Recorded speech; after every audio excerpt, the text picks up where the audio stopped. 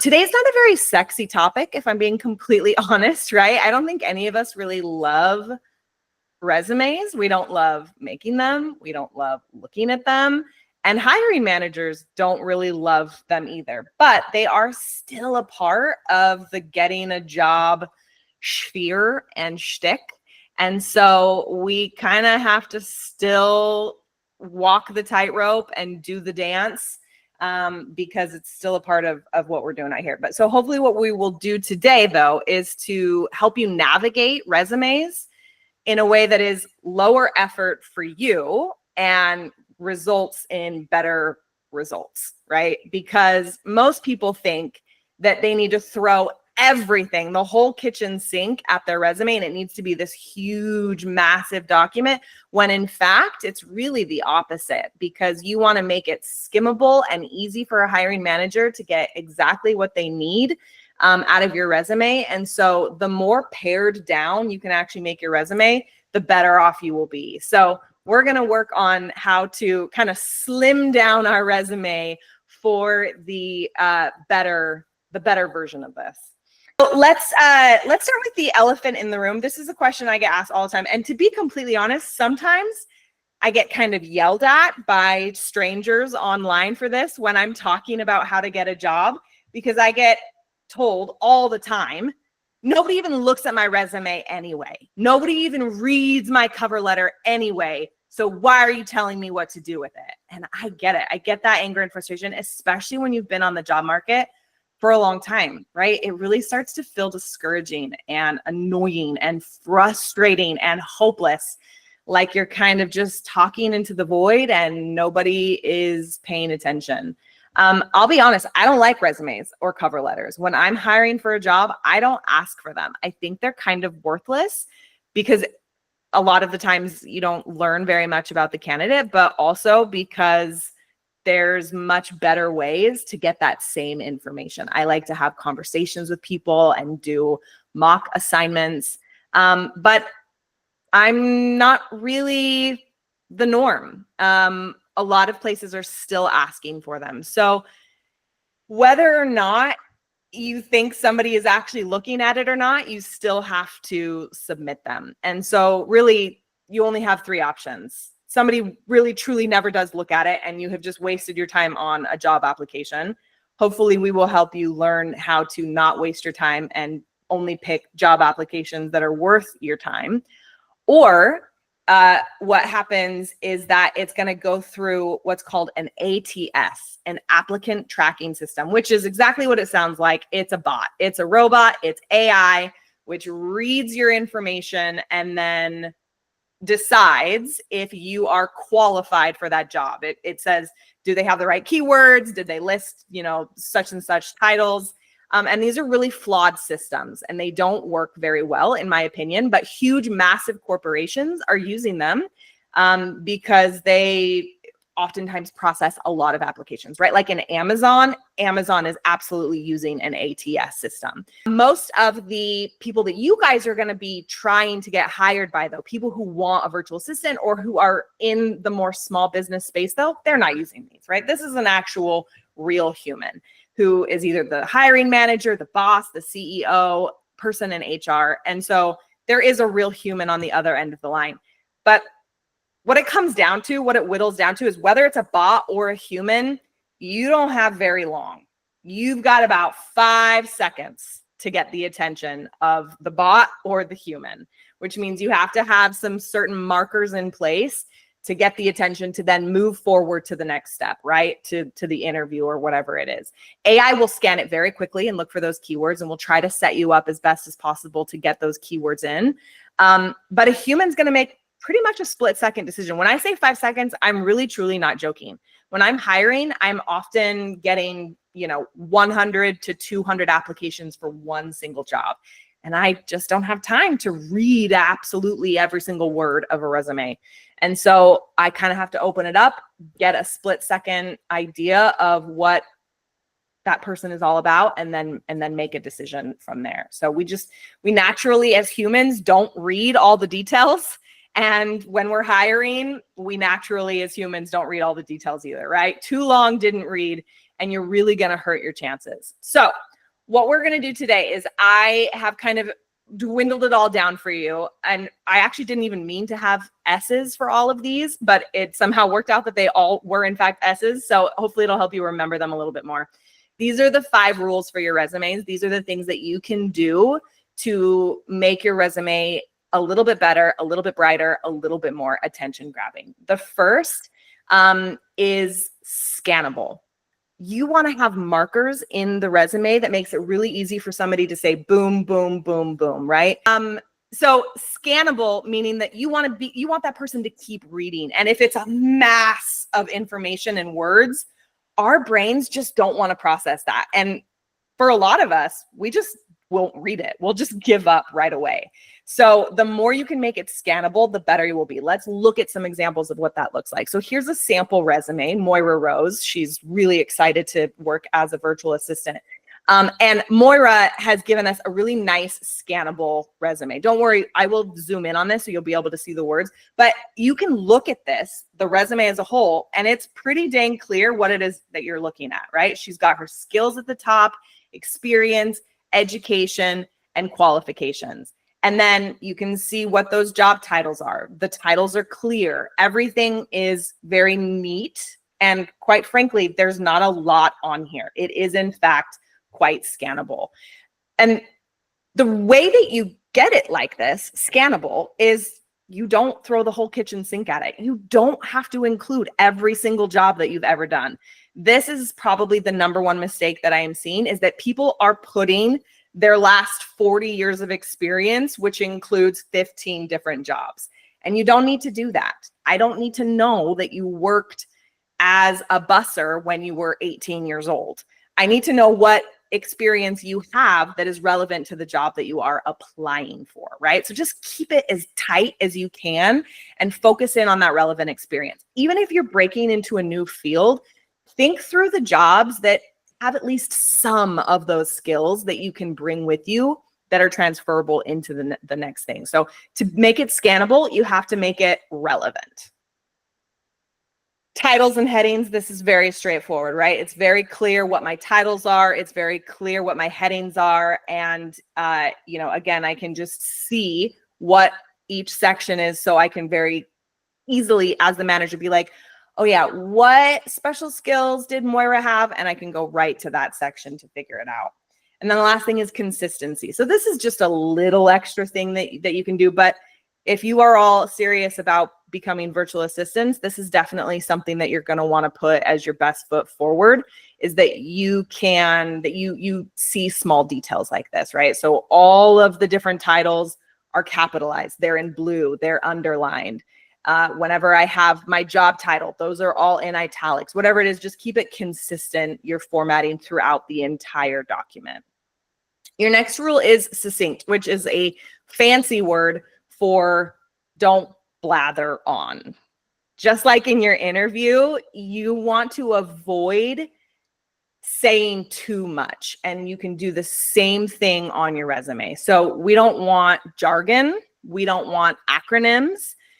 You're going to want to try to avoid highly specialized software or procedures unless it's specifically for the job that you are applying for. So I hate to tell you, you do oftentimes have to create different resumes for whatever job that you're going for. So if you are in the medical field and you're applying for a job in the medical field where somebody knows what that software is or that acronym or that jargon, that's okay. But if you have been working in a field and then you're moving into a new field and you're trying to get that job, you don't need to include any of that stuff, because this person doesn't know what it means anyway, and they're certainly not going to Google it to figure it out. So don't bother. You don't need to include anything that is too, specific from a past life. You can summarize your job descriptions. Oftentimes, I am seeing people give me 10, 15 bullets for every single job that they have done.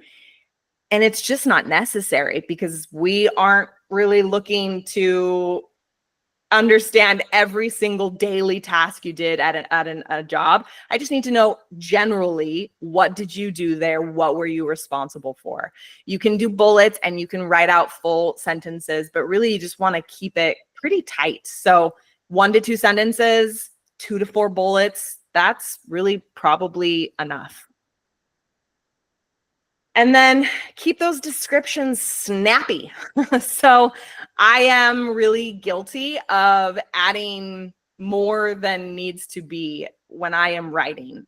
I'm looking for the third adjective to add to my sentence. Sometimes I'll go back and review and I'm like, there is an awful lot of commas here, because I'm just thinking I need to give more and more and more. But really, we just need to keep those descriptions snappy and tight. And again, you don't need to throw the whole kitchen sink at them.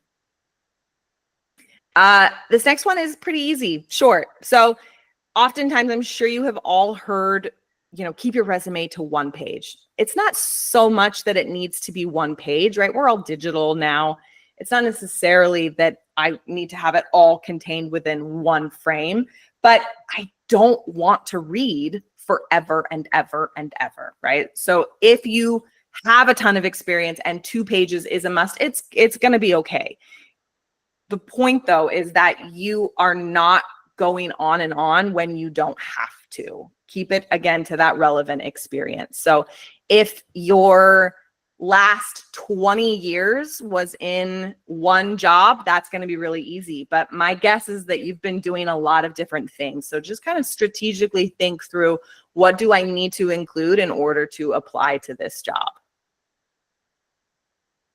All right, so your last one is, or your second to last one is sellable, which means you are selling yourself. Think back to what we talked about on Wednesday with the interviews. You're painting the picture. In the interview, you are making sure that the person who's wanting to hire you can see you and visualize you in that role. And it's no different in your resume. You're selling yourself, and you are making them feel very confident that you can do whatever that job is. And oftentimes, I think this comes across in that, whatever you want to call it, the summary, right? The executive description, the skills, the snapshot, but whatever that thing is up at the top will really help you quickly get the point across for why you can do whatever this job is. And you want to match the job posting. So lift words truly out of the job posting. If they say they're looking for somebody who is organized and personable and good at time management, then those 3 words better find themselves on your resume and in your cover letter. Because of ATS, remember what we talked about? It could be a bot who's scanning for those keywords, but it's also so that when a human gets their hands on it, they say, oh, wow, this person was dropped from heaven. It's like they were built for us, because you have taken the time to match to what they have put in that job posting. If you don't have that skill, let's say it's a hard skill, right? Let's say it's graphic design and you have never done graphic design before. You can actually kind of manipulate that non-skill to highlight a different skill set. So for example, you could say something like, I am not well-versed in X, Y, and Z software, but I'm really good at figuring stuff out and I'm excited to learn, your tech needs. So you can always kind of spin stuff to make them feel confident. You don't want to lie, because you're going to, you don't want to sell yourself on a skill set that you don't have, but you can certainly be confident in your ability to learn something new. You clearly are the kind of people that can figure things out. So you are always welcome to just really kind of like highlight how you would tackle something that you don't yet have.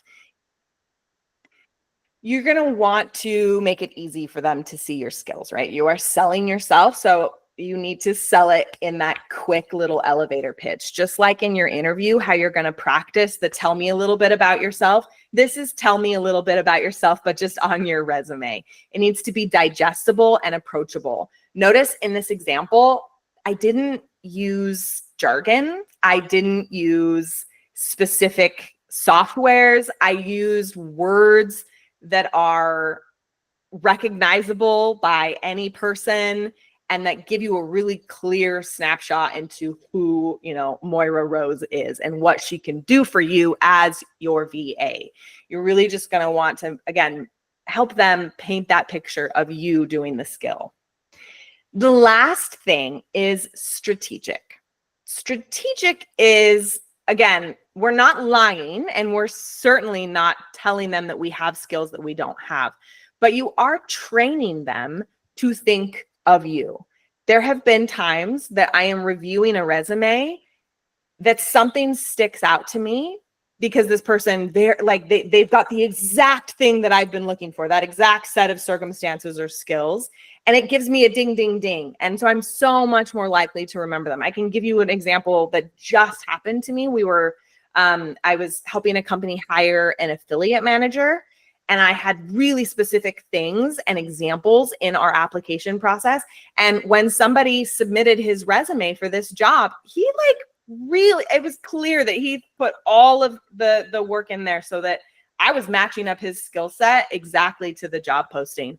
And he stuck in my brain. And even though I went through and I interviewed 8 other people, I was fairly certain that I was going to hire him long before I interviewed him or interviewed anybody else, because he was memorable and he really stuck in my brain the whole time. He moved to the top of the pile and he pretty much never left.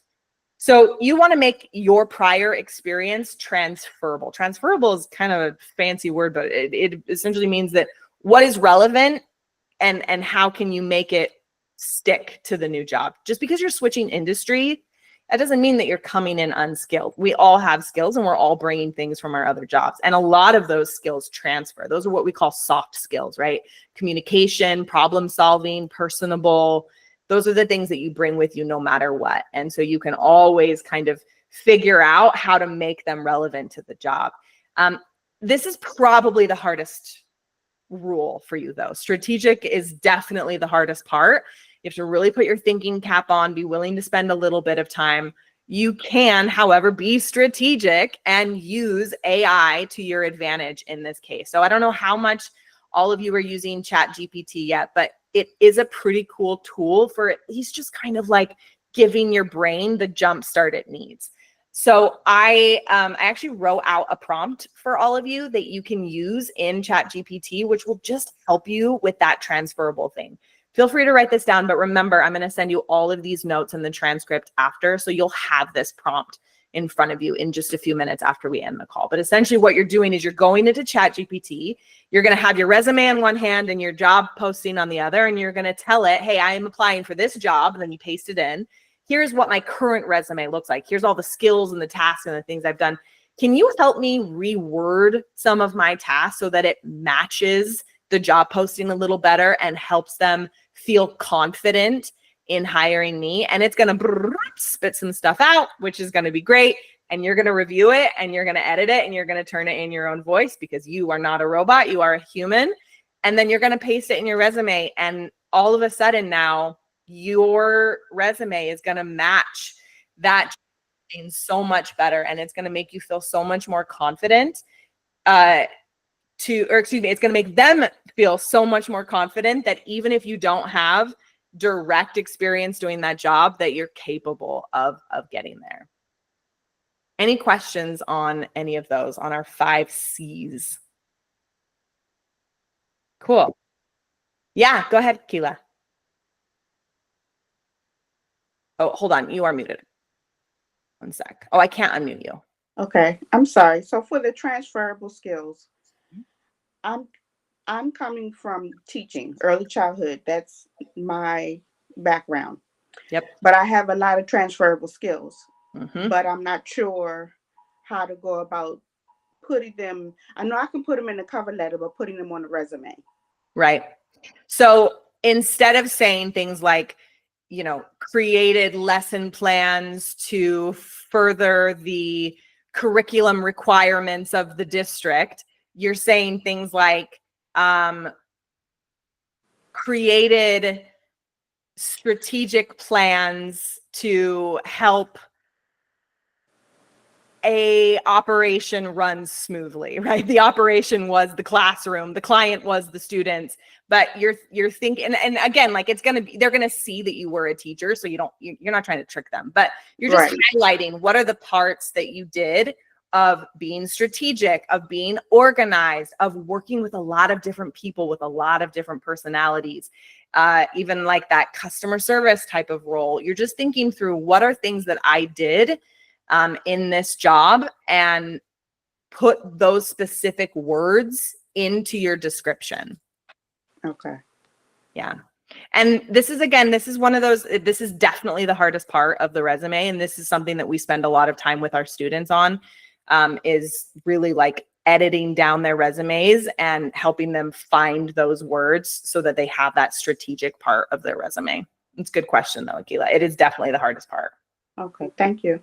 You're welcome. Any other questions on this?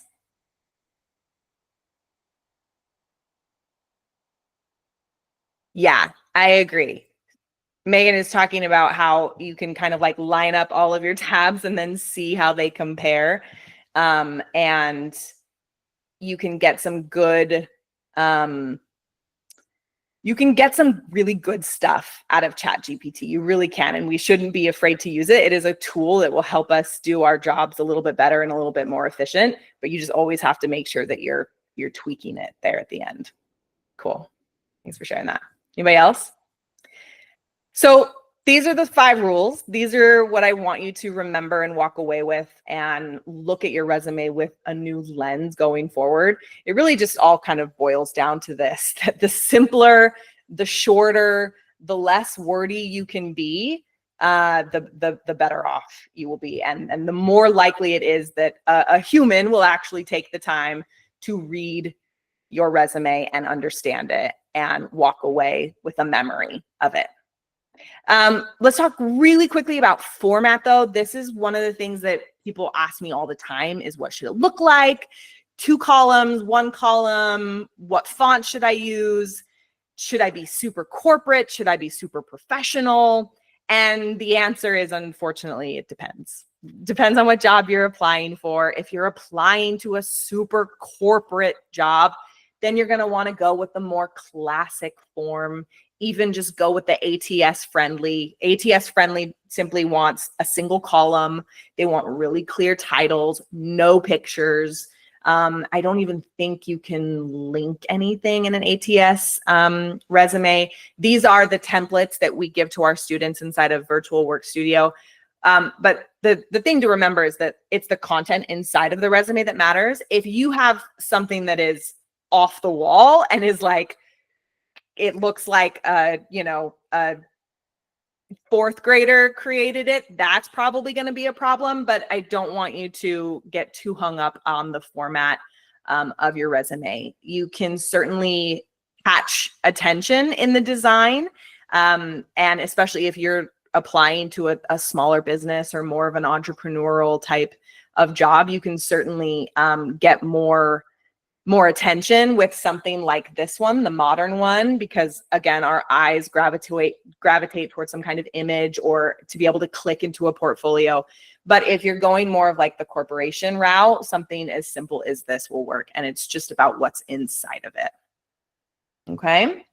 So now we're going to spend a little bit of time doing our hot seats. I got a lot of resumes emailed to me. Thank you to all of you who submitted. I wish I had time to go over all of them, but I picked a couple that were different, and so that we could like look at some different lessons inside of the resumes. Okay, so let's look at those hot seats. So like I said, I was emailed a lot, so I just had to pick a couple, but here are some of the ones that we're going to take a look at. Akila sent me her resume, and the thing that popped out to me right away is that her formatting is flawless. It is so clear that she has all of these titles.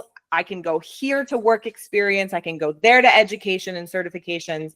It's all right there. It's very clear and easy. This is an example where if she was specifically looking for a job in early childhood education, it would be okay to submit a longer, bigger resume like this that is 2 pages.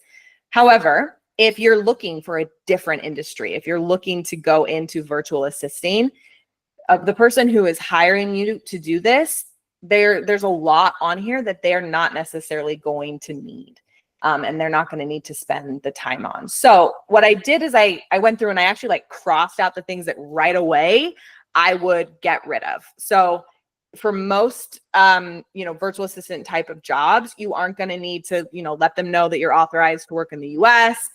You don't need to have titles for something that is clear and obvious. So if you're going to do a summary, just having it at the top is obvious that that is in fact the summary. Also, there was some like acronyms in there. You can see MSDE. I know you know what that is. I know somebody who works in early childhood education knows what that is, but nobody else probably does. So we're going to like cut out some jargon. The certifications, unless they are relevant to the job that you're going after, you probably don't need to include those either. Sometimes certifications do show like, hey, I took the time and effort to get this thing. And so if you need to pad out your resume a little bit more, leave them in. It doesn't hurt one bit. But if you're hurting for space, it is something that you could go ahead and get rid of. And then specifically inside of Akila's, what I did is I went ahead and rewrote a few things. So I took her summary, which had a lot of really good information, but it was a lot. I'll remind you, see, there was a lot going on in this paragraph, and I condensed it. I figured out what are the things that she's saying in a couple different ways, and let's just find one powerful word to use to describe in here. I think it's okay to write this colloquially. And if you are talking to a human, then the human is going to feel like they're being spoken to. So I rewrote it to, I am a personable and hardworking administrator, because even though she hasn't been a virtual assistant yet, she has done a lot of administrative type work. So that's a, ding, ding, ding right there is, oh, administrator, that's who I'm looking for. I'm looking for an administrator. My top skills are organization. Ooh, that's a skill I'm looking for. Problem solving, absolutely. And people management. Yep, I work with clients. I need them to be a good people manager. And then I listed out the technical things that I know she knows how to do. She knows Google Suite, Slack, and Loom. I know that because she learned all of those this week.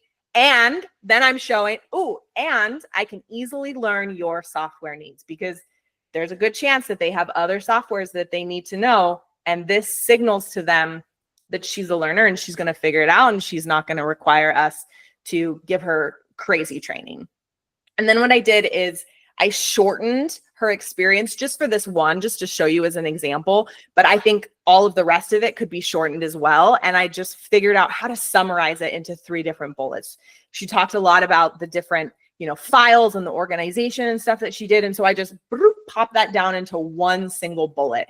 The way that she interacted with the staff and the clients and parents, I, took away parents and students and used words like client and staff, because that's going to be a signal for the job that she's looking at. Again, these are all of the things that she was doing as a teacher and that are going to be transferable no matter what job she goes into. I also made some assumptions that she was keeping people on task and organizing a calendar and maintaining a schedule. And those are all skills that a virtual assistant is going to need to know how to do. So I pulled those in as well. So this is an example of how we can just really start to rethink our resumes in a way that make them easy. We don't need to use that like really fancy language, because it's going to be so much more likely that a human is going to read it if it doesn't make them like open up their dictionary. And if it's shorter and more succinct, then you're going to set yourself up for a better success rate. We have a little bit of time, so I'm going to show you guys these other ones. I did not go through these with a red editing tool like the other ones, but I would like us to, as a group, now that we have learned a few rules, what are some things that we would change about this one? So you can go ahead and unmute yourself or just type it in the chat. Just looking, you don't even need to like read all of this, because obviously I know you can't read it. I can barely read it. What would we immediately change? The summary is too long. Yep. We would definitely condense the summary in general, probably just condense a lot of it and make it that shorter, more succinct. The summary is brilliant. It's like a very, very good summary, but it's so very, very specific to what she has been doing. And there's definitely some like jargon and specific words in there that we can just let the rest of the resume do the telling. We can definitely condense some of the bullets. I think especially if you look here, it's a little bit confusing where the bullets start even. So we can page in these bullets so that they go in a little bit more. So it's obvious that, oh, now I'm looking at the task. Like this is the job title. These are the tasks. So we can adjust the formatting and then reduce those bullets. And it's going to stand out and be so much clearer to the person who is reviewing it. Then I wanted to show you one that was a little bit different, right? Somebody who maybe used like a Canva template or one of those like fancier Microsoft Word templates.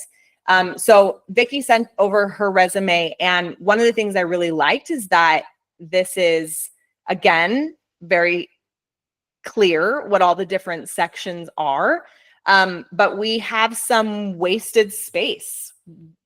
Right away, there's some like things that we can be doing with some of the space so that we can fill it up with more specific things that are relevant to the job that I am going to apply for.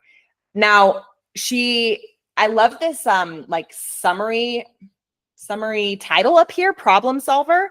I don't think that's an actual job title, but it might be because she has it listed here in Target. Target may in fact have a job title that's called problem solver, which is really cool. But I have never seen that before. That's not a common job title. So that's one thing I would encourage you guys to do. If you had a really specific, like senior banking accountant lead representative #1, I understand that that is in fact your job title, but that doesn't mean much to anyone. So you do not have to list your job title exactly as it was on your W-4. You know, you can make it so that it's a little bit more approachable and understandable for layman's, and that anybody would be able to understand what that job is just by looking at it. The other thing I would highlight for all of you in this one is that she has her professional summary up here, but because it's on a darker background, a bot isn't going to be able to read it. ATS will just skip this. And so it could waste her opportunity. But also just as a human, it's a little bit harder to read. So just always be thinking about that formatting things and to make things as accessible as possible in your resumes. But otherwise, I'm so grateful to all of you. Good luck on your journeys. I know that you've got that next best opportunity out there, and I'll see you all out in the real world. Thanks, everybody.